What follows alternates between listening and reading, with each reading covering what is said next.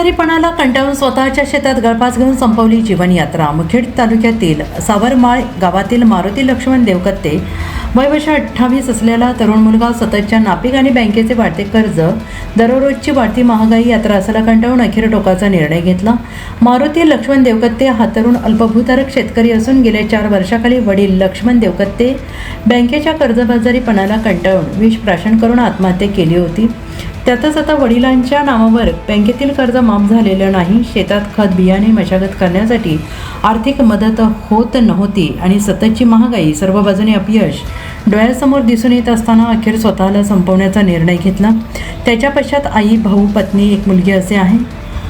सर्व सावरमाळ गावावरती शोककळा पसरली असून शेतकरी वर्गातून या सरकारवर रोष व्यक्त करताना अजून किती वेळी सरकार घेणार, आता तरी कर्जमाफी होणार का, अशी तीव्र भावना व्यक्त होते आहे। गणपत कोंडलवाडी, नांदेड।